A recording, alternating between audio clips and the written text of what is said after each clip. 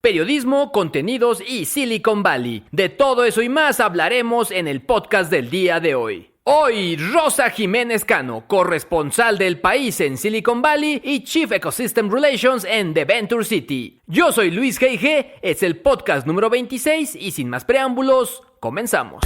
LG presenta el podcast de Luis G.I.G., un espacio para conocer a las personalidades del mundo digital y la manera en la que usan la tecnología para mejorar su vida. Sigue el ejemplo de estos personajes y acompaña semana a semana a Luis G.I.G. en la búsqueda de sus secretos. El podcast de Luis G.I.G., presentado por LG. Llegamos al segundo podcast del mes de agosto y la verdad es que me da mucho gusto porque ya estoy trabajando en lo que será la nueva casa de este podcast. Me estoy refiriendo a hacerunpodcast.com. Hacerunpodcast.com, así con H y todo, como se escucha. Hacerunpodcast.com.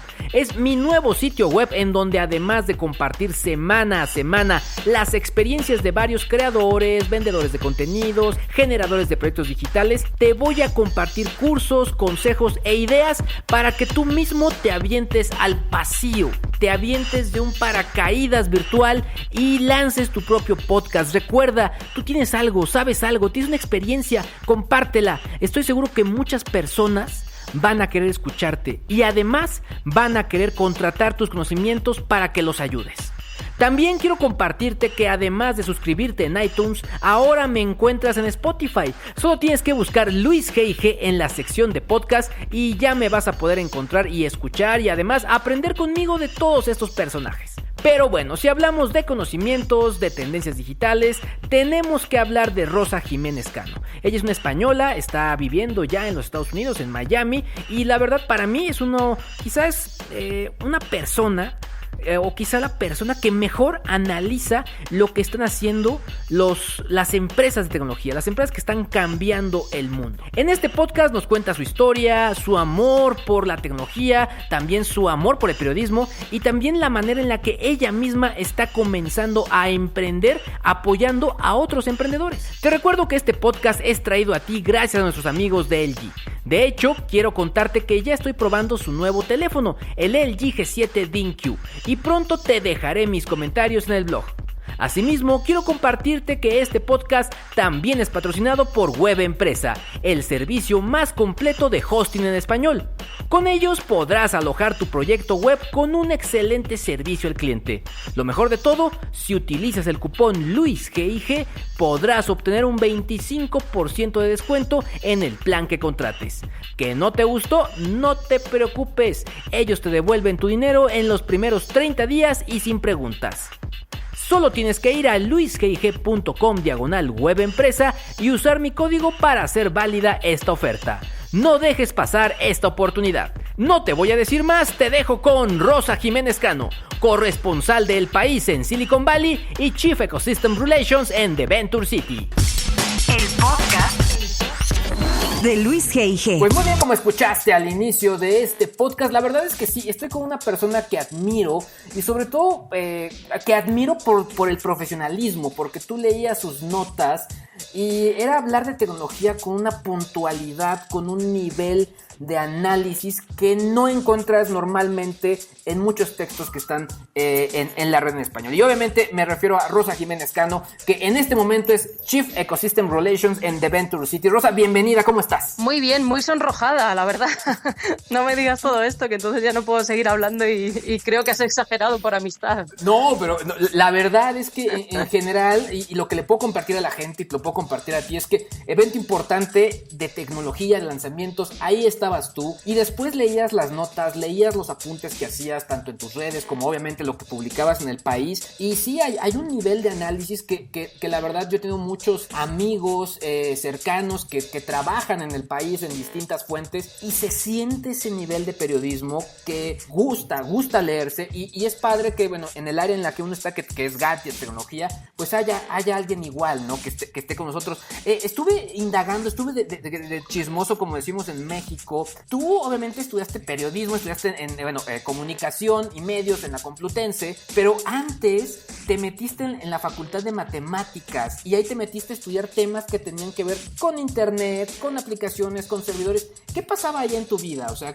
¿por qué decidiste en ese momento meterte a estudiar eso y después el cambio a periodismo? Bien, porque soy un poco desastre en el sentido de todo me gusta. Mi problema, y es como un problema que tengo en la vida actualmente, es los descartes. Es como que constantemente me tocan cartas buenas y qué cartas tiro, ¿no? De cuáles me deshago. Entonces, cuando estudiaba, yo hice mi último año lo que vosotros llamáis la prepa, que aquí era COU, como el curso preuniversitario. Yo hice matemáticas con latín, porque me gustaba mucho leer, escribir, las humanidades, pero también me gustaba negocios y matemáticas y así. Entonces hice un curso en la UNED que era de Internet y sus aplicaciones, pero aplicaciones no era como ahora. Ahora pensamos en apps. En aquel momento era cómo aplicar Internet. O sea, no es el mismo significado lo que tenía entonces. Entonces aprendí JavaScript y ISS Server, que yo tenía un servidor en mi casa y la gente podía descargar MP3. O sea, cuando llamábamos con modem. Entonces siempre fui un poco friki, un poco geek y orgullosa de serlo. Tenía muchas inquietudes en cuanto a Internet y a la vez quería ser periodista, pero no tanto un periodista al uso, aunque al final llegué al País, que era un poco el sitio donde más deseaba trabajar y donde más me apetecía ser periodista, pero siempre fui un poquito diferente en ese sentido por una pasión por la tecnología y por entender que Internet pues nos permitía lo que estamos haciendo ahora tú y yo, hablar tranquilamente sin barreras de tiempo, de espacio y a un coste muy muy bajo al que estamos muy poco, al que entonces, digamos, comienzos de siglo, pues no estamos acostumbrados.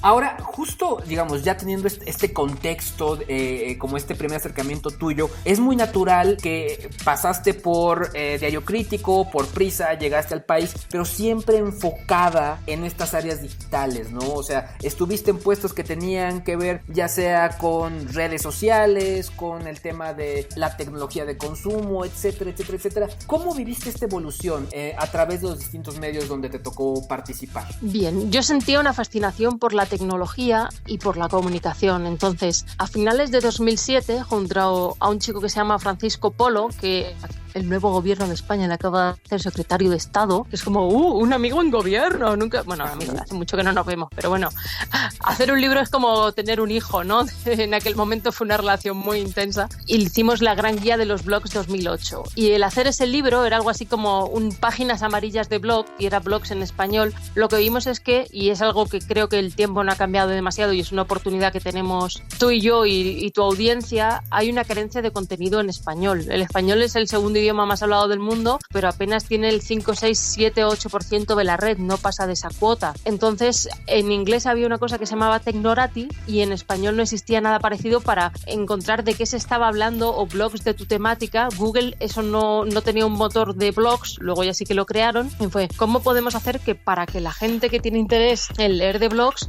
pueda conseguir información? Pues hicimos algo así como una agenda por colores, entonces blogs de cocina, blogs de motor, blogs de lo que quiera que a ti te gustase y lo encontrabas así. Entonces hubo una persona que fue muy importante en mi vida que se llama Mario Tascón que me invitó a llevar la comunidad de blogs del País después de haber publicado ese libro. Él pensó que yo podía encajar muy bien en la comunidad de blogs que entonces era Prisacom, era la factoría web del grupo Prisa y me dijo, ¿te gustaría? Y le dije, hombre, es que esto parece un traje a medida, o sea, parece un trabajo pensado para mí y fue así como entré. Al mismo tiempo lo que sucedía era Ciberpaís era el suplemento del País para cubrir la tecnología y se hacía desde Barcelona. Hubo un momento en que Barcelona tuvo un punto muy álgido porque HP estaba allí, IBM tenía investigación allí, Yahoo también tenía en Barcelona unos laboratorios, entonces pues no estaba tan centrado en Madrid, en la capital, sino que estaba bastante repartido, no tenían a nadie en Madrid y yo les propuse que les podía cubrir la tecnología así. Entonces era como mi side project, ¿no? De a lo mejor un día a la semana lo dedicaba a hacerles reportajes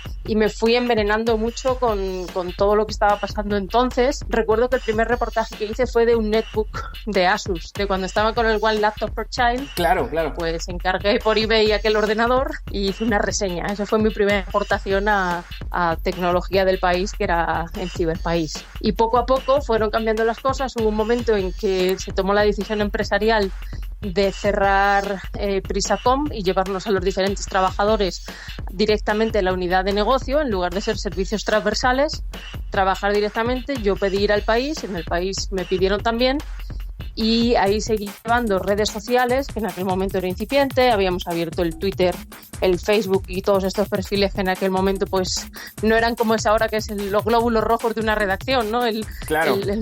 La correa de distribución, digamos. En aquel momento era más intentando encontrar el lenguaje, ver cuál era la fórmula correcta, conocer mejor al lector. O sea, era todo mucho más prueba-error, más nice, más inocente y también muy bonito porque sentía mucha cercanía, ¿no? Al ser gente muy entusiasta la que estaba en esos lugares, también había una confianza, que la sensación de pueblito que ahora se ha perdido un poco en redes. Claro. Y finalmente en 2010 ya pasé directamente a escribir de tecnología. Dejé un poquito aparcada la relación con el lector a través de redes sociales y participación. Y después de un tiempo, pues hubo un cambio de director y propuse ir a Silicon Valley. Y ahí ya mi vida dio un vuelco bastante grande. Antes de entrar justo a esta parte de tu historia, me gustaría que me contaras, en ese momento, en este paso por el país, por lo que fue Prisacom, todo esto, ¿tenías algún role model? Alguien que tú dijeras, me gustaría ser como él, como ella, ya sea en español o en inglés? ¿A quién veías tú en ese momento? En inglés siempre he admirado y los sigo admirando y me parecen inigualables Kara Swisher y Walt Mossberg, y era, vamos, maravilloso. Después David Pogue también me gustaba hasta que se fue un poquito apagando. Nick Bilton, que ahora es novelista y colabora en Vanity Fair, entonces era del New York Times, me parecía también un escritor increíble. De hecho, la biografía que tiene de Twitter, el Hatching Twitter, yo creo que es el primer libro en el que se ha hecho un poco de arqueología web, ¿no? Que la gente que aparece en el libro es como, oye, ¿tú hablaste con él? No. ¿Y tú? No, yo tampoco. Entonces, y él les dijo, es que está todo en internet, habéis hecho check-in en Foursquare, habéis subido esta foto a Twitter, habéis contado esto, habéis tenido esta conversación. O sea, fue uniendo los puntos de una manera que es un libro maravilloso por la maestría y la capacidad que ha tenido para hacer un poco de forense en internet para contar la historia, y eso me parece maravilloso. Y aquí en España tuve la suerte de estar bajo un señor que se llama Tomás del Clos, que ya está jubilado, es mayor, y era el que lideraba Ciberpaís, y era una persona muy obsesionada con temas de ciberseguridad, pero que me dio muchísima confianza para crecer, para especializarme, para, bueno, pues cuando eres junior, tener un jefe que te deje confundirte, que te deje saltar con red para que no te estampes, lo agradeces mucho. Y después en Madrid tuve un compañero que ahora es corresponsal en Lisboa, Javier Martín, que él se fue 3 meses a vivir a San Francisco y se dedicó por la mañana a estudiar inglés y por la tarde a hacer reportajes. Entonces él tenía una agenda bastante buena y cuando yo propuse irme para allá, él me ayudó. Otra cosa que hacíamos en Madrid, los dos estábamos juntos y siempre que surgía la oportunidad de hacer un viaje, de hacer un reportaje, de ir para allá, me dejaba quedarme 2 o 3 días más a cambio de que volviese siempre con un reportaje al margen de lo que había ido a cubrir, ¿no? De si iba a un iPhone, oye, ¿por qué no intentas ir a Quora? Oye, ¿por qué no intentas ir a WhatsApp? Oye, ¿por qué no intentas? Y ese tipo de forma de un poco de hacerte crecer, de motivarte, a mí me ayudó mucho para sentir que sí que era posible. O sea, para mí mi tristeza era que sentía que nunca iba a poder jugar en primera división. Yo decía, ¿qué me falta a mí para ser como estos que yo leo? Y muchas veces es el creértelo, el meterte en el papel y el creer que se puede. Truquitos o mis hacks para tener acceso a cosas, como de una debilidad creo que lo convertí en una fortaleza para poder tener acceso. Ahora, justo haces esta propuesta, irte a Silicon Valley. ¿Cómo cambió tu vida? ¿Cómo pasó todo esto? Pues pasó porque aquí en Madrid sentía que era más de lo mismo, ¿no? Era como, ay, ya me lo he pasado, siguiente cosa, pero sentía pasión por esto y mi sueño era ir para allá. Al mismo tiempo, creo que tuve mucha suerte porque en el país se cambió de director. Entonces, el director anterior, Antonio Caño, es una persona que conoce muy bien América Latina y conoce muy bien Estados Unidos. Y entonces, a lo mejor a un director normal decirle que te quieres ir a San Francisco, dice, pero bueno, ¿dónde va? Pero alguien que ha estado viviendo tanto Washington, que ha vivido con intensidad la era Obama, sí que sabe que en esa costa están pasando cosas. Entonces, por ahí, bueno, pues no fue tan difícil. Hubo una cierta permeabilidad para entender la propuesta. Y hay otra premisa, digamos, a principios del siglo XX se juntaban 4 o 5 amigos y hacían un partido político. Desde los 50, 60, pues hacían una banda de rock, ¿no? Entonces tenemos los Rolling, los Beatles, hasta hoy. A partir de comienzos del siglo XX, del siglo XXI, perdón, hoy lo chavales se juntan y hacen una startup. Y de lo que hablan es de qué app te has descargado o qué serie estás viendo. O sea, el mainstream ahora, la cultura pop, son las startups. Y la gente está haciendo trading y están con bitcoins. O sea, es algo que ya está totalmente en el vocabulario, en la inquietud, incluso en el ocio y en la conversación de millennials e incluso gente más joven. ¿Qué sucede? Que lo que quería evitar era hacer un periodismo de segunda mano, de refritos, de traducciones, que es la lucha que tenemos todos los que, como tú, como yo y el grupo que solemos vernos en los viajes y que compartimos amistad, sentimos que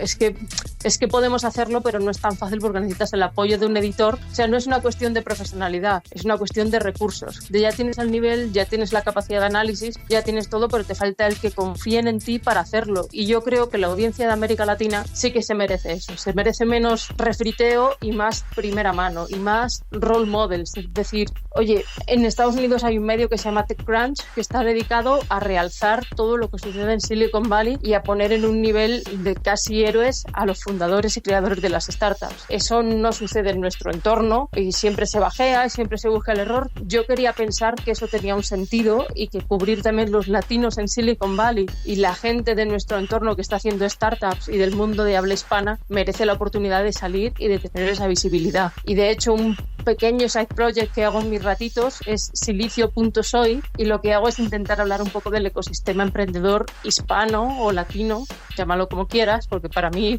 cuando me dicen que no soy latina digo, oye, ¿Julio Iglesias es latino? Dicen, sí, claro. Digo, mira, pues es gallego, sí, Julio Iglesias es yo también, O sea, esto ya no, ahí no.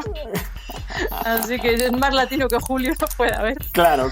Y bueno, dicho esto, fue un poco así el cómo me fui con mucha inocencia, sin saber lo caro que era todo en San Francisco, pero con la ilusión por estar ahí. Y ahora lo que te decía del truquito, un poco lo que utilicé es, los americanos tienen en parte un doble discurso. De por un lado hablan de diversidad y de abrir y de oportunidad, por otro son muy nosotros para nosotros. O sea, Silicon Valley es muy autorreferente y se mira mucho el ombligo. Y es muy tribu y muy ellos para ellos. Entonces yo lo que me proponía, como me presentaba es, oye, soy mujer, que soy una minoría. Esto ya, puntos. Y dos, estoy hablándole a toda esta gente que habla este idioma que no entendéis y que denostáis y que pensáis que solo recogen a los niños del cole y que están en vuestras cocinas, pero son 400 millones de personas hablando español, con poder adquisitivo, con inquietud, con admiración, y yo me dirijo a ellos.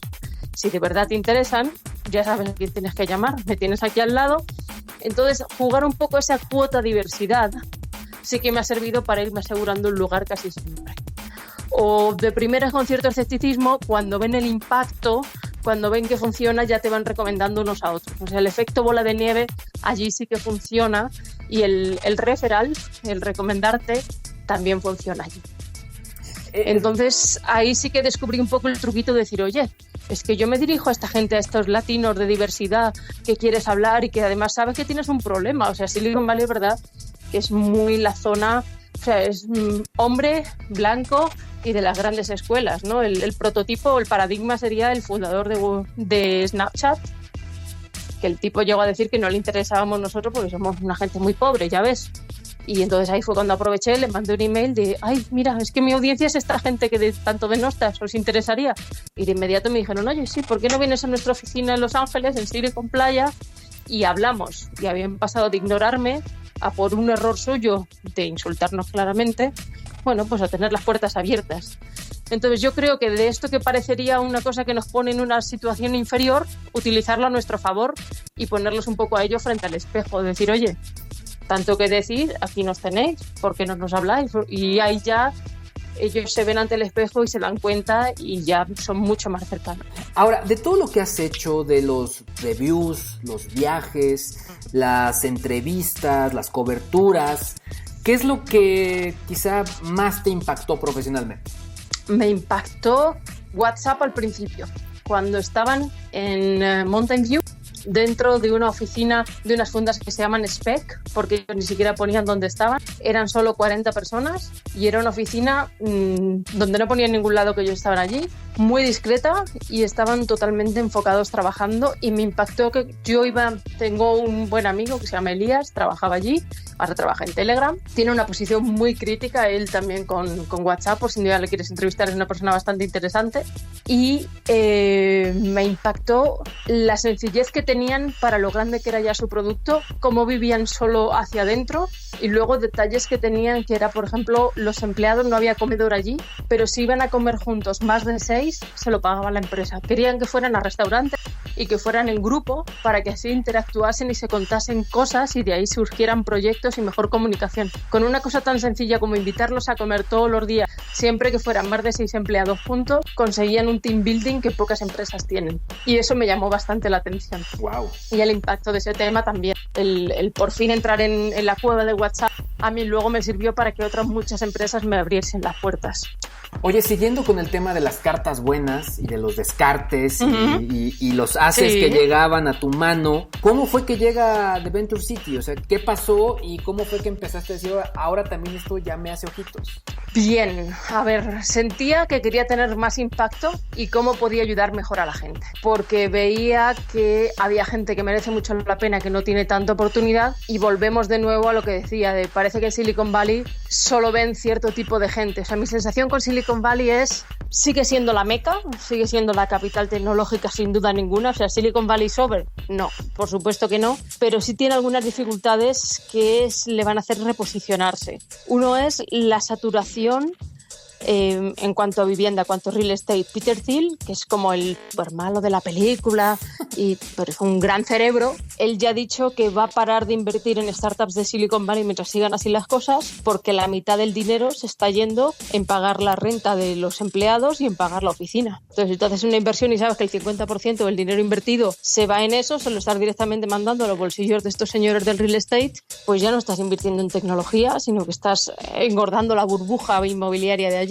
Claro. Y por otro lado, allí se invierte mucho en gente que viene de las grandes escuelas de allí, ¿no? De Stanford, de Berkeley, de las Ivy League. Entonces llega un momento en el que Silicon Valley es un lugar en el que tienes que pasar en algún momento, es como un lugar en el que se peregrina. En ese sentido sí que sería una meca, de tú vas allí para aprender, para validar tu modelo, para levantar dinero, para hacer contactos. Pero yo no creo que la siguiente ola de startups vaya a salir de allí por la propia saturación. Incluso el talento tiene una forma de gestionarlo muy complicada. Tú puedes estar con empleados muy buenos y llega Facebook o llega Google y por $250,000 te los contrata y te los roba. Entonces tu startup ya está rota si se te ha llevado a los ingenieros que serían como los hombrecitos de la construcción allí, los que hacen mucha falta para construir código. Yo a veces les digo que son los artistas del código. Sí, el código poesía, pues un poco así. Y ahí lo que falta es esa capacidad para ir, hacer los contactos, levantar dinero y hacerlo. Bajo esa premisa, ¿qué hace The Venture City? Pues The Venture City tiene una historia muy bonita, es una aceleradora de ecosistemas emergentes, y lo de decir ecosistema y emergente tiene mucho sentido porque si te fijas en las grandes tech, ya no piensan en países, ellos no piensan en México, ellos piensan en Ciudad de México, en Guadalajara, en Guanajuato, así es como piensa Uber, así es como piensa Airbnb, y esa es su fórmula de trabajar. Creemos que se puede apoyar al fundador y somos muy centrados en los fundadores y se les puede dar un impulso utilizando los métodos de Silicon Valley sin necesidad de ir allí, sí de vez en cuando, y los ayudamos a ir allí y a levantar dinero allí, pero pensando en tener un impacto sobre todo, y es una de nuestras obsesiones, en América Latina. Entonces, ¿por qué tiene tanto sentido estar en Miami? Porque es lo que conecta Europa, lo que conecta Estados Unidos y lo que conecta a toda América Latina. The Venture City es un fondo de inversión de $100 millones, que sería como cualquier otro fondo, pero siempre pensando en impactos en startups de alto impacto y gran crecimiento. Tenemos Garden, que es la aceleradora, y es una aceleradora también bastante especial, porque, bueno, si quieres ahora hablamos un poquito aparte de las aceleradoras, incubadoras, en cómo funcionan y en qué nos diferenciamos. Hay una parte de formación que es University, que es vemos que muchos directivos, muchas empresas tradicionales les cuesta entrar en este nuevo mundo. Evitamos utilizar la etiqueta transformación digital por lo manida que está, pero sí creemos que las legacy companies, con todo el respeto del mundo, merecen una oportunidad para volver a brillar como lo hicieron cuando nacieron, ¿no? De empresas de 40, 50 años, oye, si siguen ahí, tienen su respeto, que al final Google tiene 21, claro. Facebook tiene 15, entonces, oye, hay mucho que aprender y mucho que compartir entre los dos mundos. La fundadora, Laura González Estefani, fue la persona que abrió Facebook en España. Cuando aquí esto era Universo 20, 100 y pico empleados, aquí era ella sola en casa de su madre. Pum, pum, pum, pum, pum, vino Zuckerberg a España, tuvo apoyo, y lo que hizo muy bien Facebook es desde el principio tener un marketplace para anuncios frente a su competencia. Entonces, en el momento en que Facebook se tradujo al español, aquí fue una auténtica revolución. Laura de ahí se fue a trabajar a Palo Alto, luego en Menlo Park, que es donde están ahora. Luego pasó a ser responsable para América Latina, sobre todo tuvo un papel muy relevante en Internet.org, en partnerships, y una vez que ella estuvo establecida en Miami y desde allí llevaba a América Latina, empezó a tratar con muchas startups, se enamoró de esto y decidió que era el momento de crear un fondo, de cómo mejor puedo ayudar utilizando el conocimiento que tengo para hacerlo. Está acompañada de Clara Bullrich, que es muy conocida, es argentina en el mundo de la inversión. Ella además ha estado y sigue trabajando con Guggenheim Partners como la persona responsable de América Latina del fondo, y la verdad es que me gusta mucho porque estoy aprendiendo muchísimo. Nos gustaría pronto abrir en México, así que ya te contaré de cómo nos va, y nos encanta ver todo lo que está pasando también en cuanto a movimiento startup en México. Oye, entrando en temas quizá un poquito más de formación, sobre todo para todos aquellos que están escuchando esto y que están un poco entendiendo las historias y viendo que pueden apropiarse.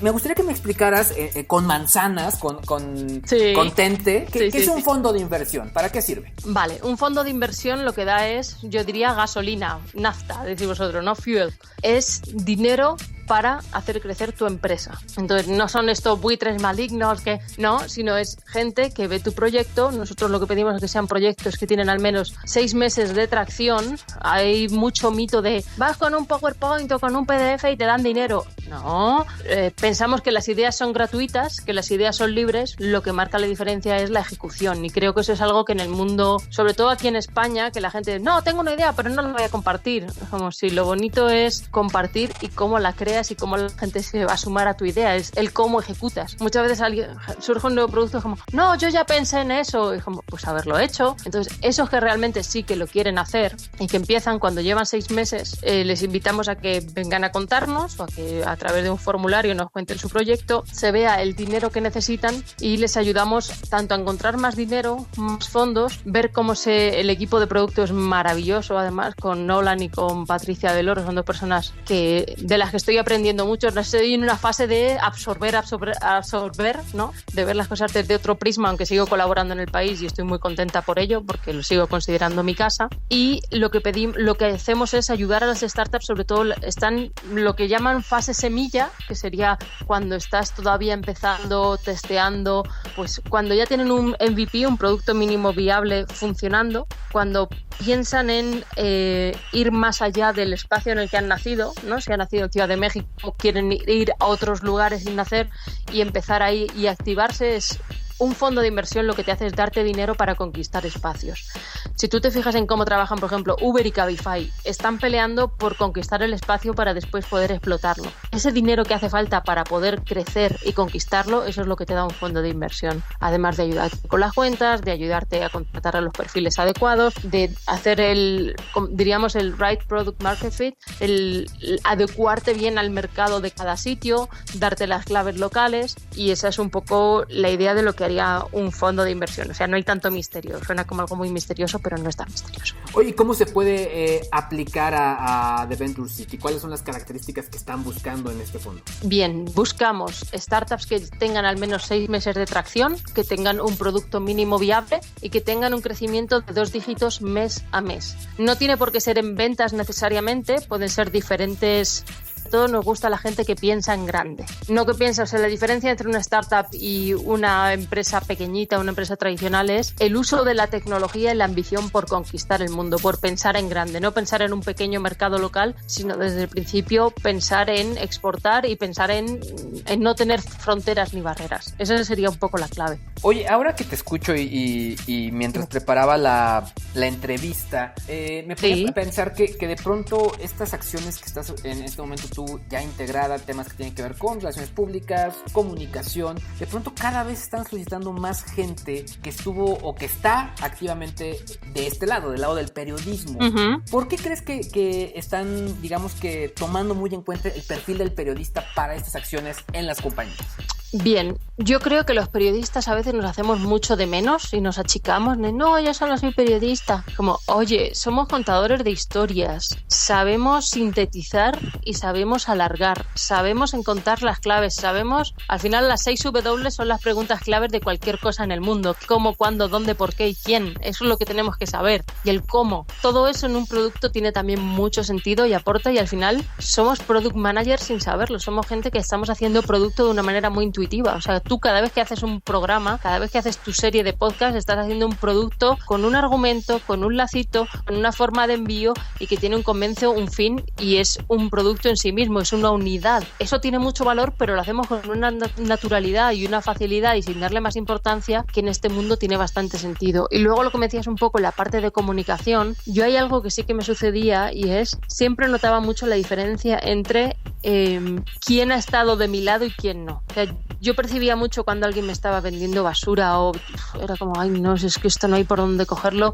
Es como, no entiende cómo piensa un periodista y mucho menos cómo piensa un editor. Es como si es que, por ejemplo, a la gente, oye, que es que el periódico no es mi blog, yo ahí no pongo lo que yo quiero, lo que yo creo, y aunque fuera mi blog tampoco veo tu historia, ¿me entiendes? Es como, no entienden. Entonces yo notaba mucho cuando la persona con la que hablaba había sido periodista, sabía darme las claves, sabía decirme este perfil es bueno por aquí, o es total, o no hay presión, pero ten en cuenta esta historia y este impacto que va a tener. Esa capacidad para dar claves más allá de alguien que te lo quiere vender muy burdo, yo creo que sí que aporta bastante para establecer una relación con periodistas y poder hablar más de tú a tú y con más naturalidad, sin la sensación de me están queriendo colar un gol, me están vendiendo algo que yo no quiero comprar. Hay algo que se me hace muy interesante, y es que de pronto en su momento, en las distintas etapas que has tenido, has comenzado también a hablar mucho del tema de periodismo ciudadano. En su momento incluso hay un video pequeño donde platican contigo y hablas mucho de las posibilidades que en ese momento daba la tecnología, el hecho de sacar el teléfono, tomar una foto, subirla a una red social,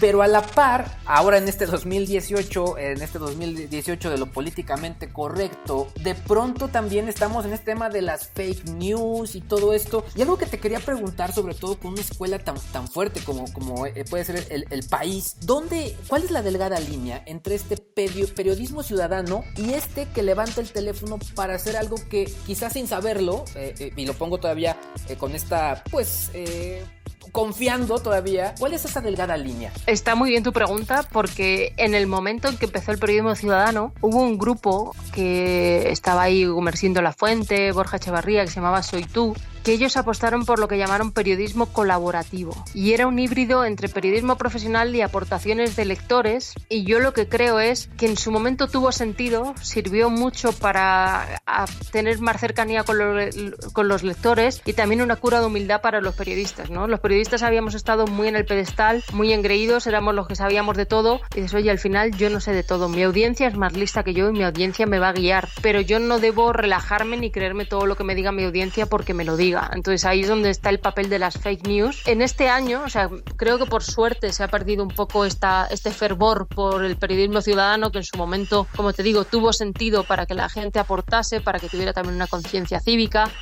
Yo tuve una experiencia, me fui con un amigo a Bolivia enseñando a la gente a bloguear y a contar en un lugar donde apenas había medios, y lo hacían de una manera muy naif, muy inocente y con mucha sensación de comunidad. El problema es si esta gente que está haciendo esto y contando pequeñas historias ya cree por eso ser periodista, ¿no? De si no tenemos cirujano ciudadano, ni fontanero ciudadano, ni dentista ciudadano, y jamás iríamos a uno de estos perfiles para hacernos algo profesional, creo que los medios pueden dar espacio a estos testimonios, pero que estas personas tienen que entender que los periodistas tenemos una responsabilidad, tenemos un compromiso con el lector, tenemos una serie de compromisos éticos y un contrato social que ellos no tienen por qué aceptar, y si lo aceptan tienen que formarse e ir un paso más allá. O sea, serían como unas fuentes un poco enriquecidas. Ahora, con todo el fenómeno fake news, a mí sinceramente me daría también bastante miedo meterme en eso. Ahí, o sea, lo que te voy a decir suena muy fantasioso, y a lo mejor si escuchamos este podcast dentro de 5 años nos va a dar risa a los dos, pero sí creo que hay una oportunidad de intentar saber de dónde salen todas las fake news. Yo cada vez creo que salen más desde los propios políticos, desde los propios grupos políticos están manipulando y a la vez acusando de la existencia de fake news porque ellos hacen la trampa y a sí mismos y a los demás, y creo que en eso está faltando bastante transparencia y ayuda. Pero a lo que iba es, ¿por qué no utilizar blockchain para verificar, para que podamos tener un tracking de qué hechos son verdaderos, qué ha sucedido y una manera de hacer un seguimiento y de que quede verificado algo. O sea, creo que tiene que haber una oportunidad de que la verdad sea, o sea, de los hechos son sagrados, las opiniones son libres, pero vamos a intentar que esos hechos sean más sagrados que nunca, que no estén atados a percepciones y que podamos usar tecnología para que si algo ha pasado es así. O sea, si Steve Jobs presentó el primer iPhone, Steve Jobs presentó el primer iPhone y allí estuvieron fulano y zutano, por ponerte un ejemplo. O si en tal fosa salieron tal persona, tal y esto es esto y el ADN verifica que son estos, que eso quede así y que vayamos cerrando muchas conspiraciones, que creo que es algo también muy de nuestro carácter latino, de siempre estamos viendo conspiraciones, volviendo al pasado, dando la vuelta a lo que pasó. Yo creo que todo este fenómeno de los memes, de las risas, que nos hace pasar mucho tiempo, al mismo tiempo nos está haciendo no evolucionar y a veces incluso intoxicarnos entre nosotros. Y ahí sí creo que nos hace falta una reflexión. Con el contacto que has tenido, las redes y las plataformas que has probado, la gente que has conocido, en su momento, pues, por ejemplo, gente como tú, como yo, vimos una oportunidad en Twitter, Facebook, Instagram, los streamings que han ido y venido en distintos momentos de los años. Tú desde el punto de vista de las plataformas que nos permiten comunicar, que nos permiten compartir información, ¿qué es lo que sigue? ¿Qué es lo que incluso puede volver?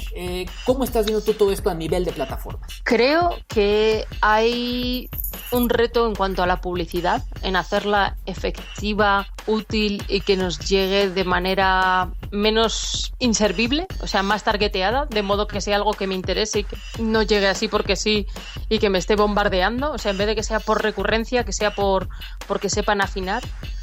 Creo que Facebook es un gigante que va a tener una vida muy larga, por mucho que ahora parezca que lo estamos matando, pero Zuckerberg sabe hacer muy bien una cosa y es saber por dónde se le va la gente. Si la gente se va de Facebook porque iba a YouTube, él puso vídeo. Si la gente se iba a Wallapop a comprar algo, ha puesto el Marketplace. Si la gente utilizaba WhatsApp para mensajear, ha comprado WhatsApp. Si la gente compartía las fotitos en Instagram, ha comprado Instagram. Entonces creo que tiene una oportunidad muy larga, aunque en realidad virtual no esté creciendo, puede tener ahí una oportunidad también. Creo que la siguiente ola puede ir por realidad aumentada, y esto conecta con lo que hablábamos de la publicidad, de la nueva valla publicitaria o el nuevo espacio a conquistar va a ser la realidad aumentada en la calle o en una cafetería o en cualquier lado, pero que va a entrar por ahí, va a ser una fórmula de comunicación muy poderosa también para nosotros, para contar historias. Y sí creo que Craigslist rompió, sobre todo en Estados Unidos, los anuncios por palabras, los clasificados, pero ya se ha quedado obsoleto y no hay nada que lo haya roto.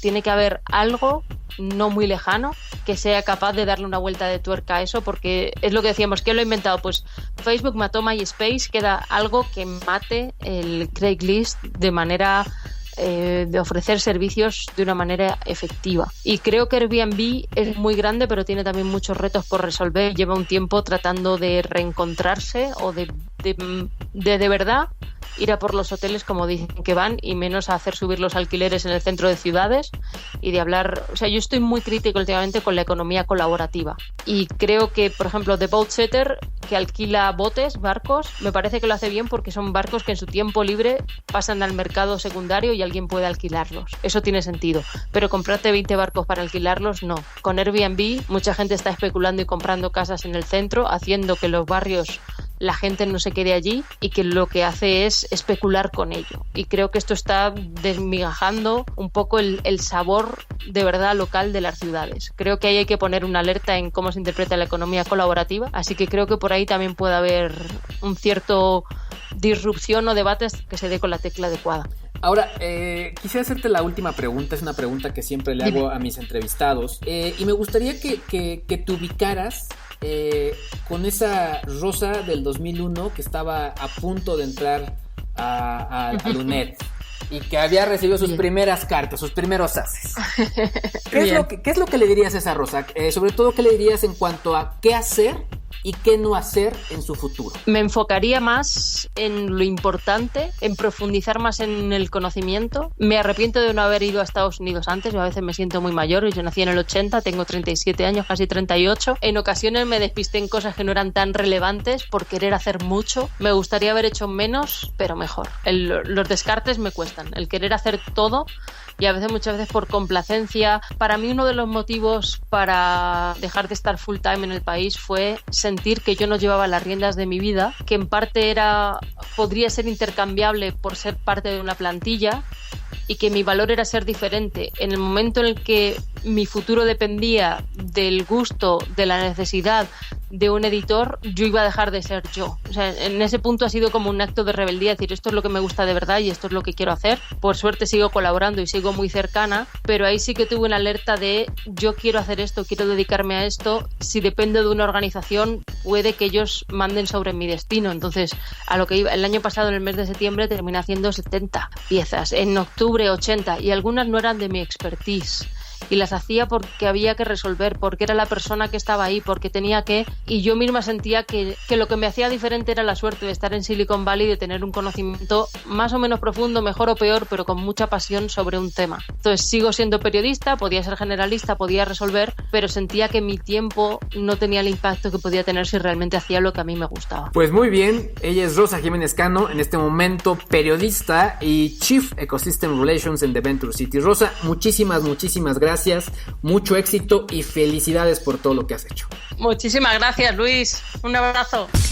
El podcast de Luis G.I.G. Pues ahí lo tienes. ¿Qué te parecieron los comentarios de Rosa Jiménez Cano?